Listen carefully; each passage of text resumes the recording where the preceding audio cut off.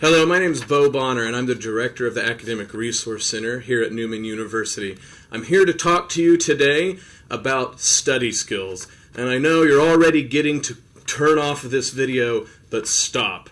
Because I'm going to try to talk about it a little different than most people do.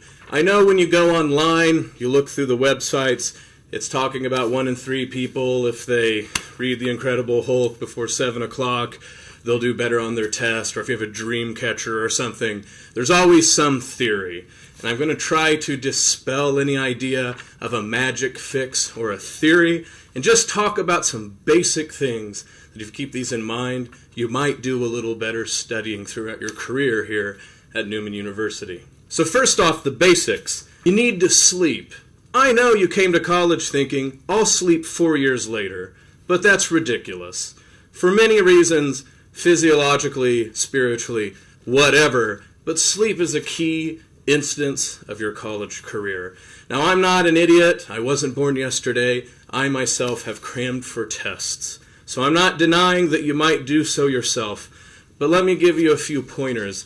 The second and third day before your test, very important you sleep on those days. Sure, you might not sleep right before the test, but those 2 days beforehand, my friend, you better get some shut-eye. The only thing that I'm going to warn about trying to pull an all-nighter before you go in for the big test or the papers due is you might accidentally fall asleep standing in the elevator, and then you won't be there, and professors don't care about your excuse. But the second day and the third day beforehand, very important. Another thing that's very important is when you study, make sure that you actually study in particular places. The first place not to study, your bed.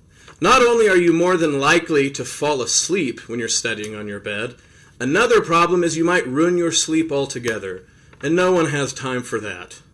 Second, it's often been said that you should find one nice little place that you study forever, and that all 4 or 5 years through college you go back there, be it in a little nice tree or a secret room in the library or what have you. Science actually tells us that this is absolutely wrong. You need to actually study in as many places as possible. We'll talk about this in a little bit, why that's important, but needless to say, you want to make as many connections in your brain with that information as you can with background noise. If you only study in one place, if you happen to have tests on that one place, you might be good to go because your brain will start thinking of everything you studied. But likely, you don't actually study in the place you'll take a test. So it's good to study in many different places. Some other matters actually make a lot of sense. We just don't often think about them. For instance, you should drink water. Most animals need to do it. You do as well. But it's important when you're studying to make sure to drink plenty of water and also throw in some of that caffeine as well. You probably want to avoid the other type of drinking that you're thinking about till at least after you're over 21 and the tests are done. Eating also is very important, something that I'm very well versed about. You want to make sure to eat before you study and also before you go for tests. Sugar might make you feel like you're awake, but you want to make sure to eat some hearty things that will keep you even-keeled throughout the test. No one does good when they feel jittery at anything. Test taking, this is especially the case. Other obvious things you might not be thinking of. Oxygen. Again, breathing is a staple for good test taking and life otherwise. So when you're taking a test or even when you're studying, you know how your grandma used to tell you to have good posture way back when? Well, she wasn't just saying stuff for fun. She was helping you be a human being. Because when you have good posture and you sit up straight, you breathe well. And when you breathe well, your good old noggin gets oxygen, and it might just think a bit better.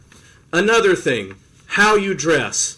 I know you're all secretly in a competition trying to dress the worst.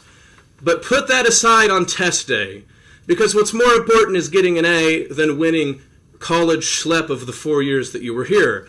Dress professionally, and you might think professionally. Dress like you rolled out of bed, and guess what your brain thinks? It's bedtime.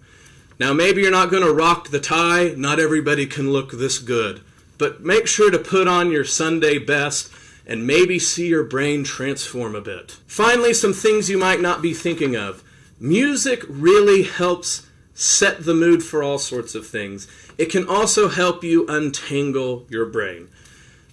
Science shows us that all sorts of music can help us relieve stress, so rock out to whatever you want to if you're stressed out. However, we also have good studies that classical music in particular can help you absorb whatever it is that you're reading. And by classical, I don't mean Led Zeppelin, I mean Mozart. If you don't know who Mozart is, you're probably going to do bad at your music appreciation class, and you should check him out online. Another thing that will make you sad, no internet. I know, you might not know how to live without the internet. It's been so long, maybe your heart stops. I guarantee you that it won't.